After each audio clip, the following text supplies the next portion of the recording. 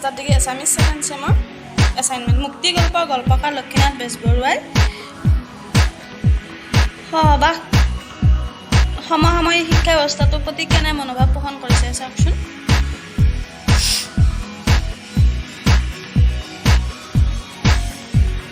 এইটো মুক্তি গল্পটো তাৰপিছত এখন পেপাৰ চাওক ধুনীয়াকৈ মুক্তি গল্প গল্পকাৰ লক্ষীনাথ বেজবৰুৱাই। তাৰপিছত ছেকেণ্ড আহিল জোনাকী যুগৰ চুটি বেলৰ ওপৰত ধাৰণা সম্পৰ্কে লিখা।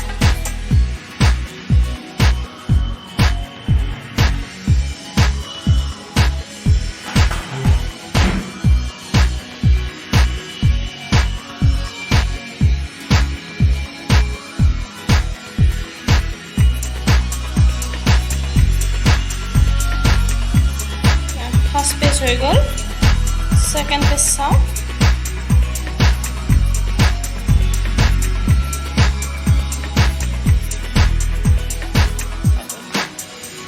ফাৰ্ষ্ট পেজ আৰু ছেকেণ্ড পেজ ক্লিয়াৰ।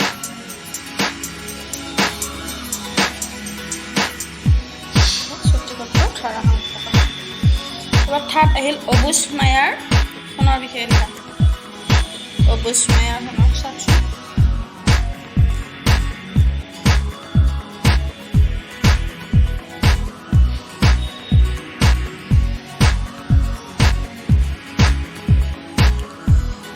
অবুজ মায়াৰ ৰামানুজত্ৰী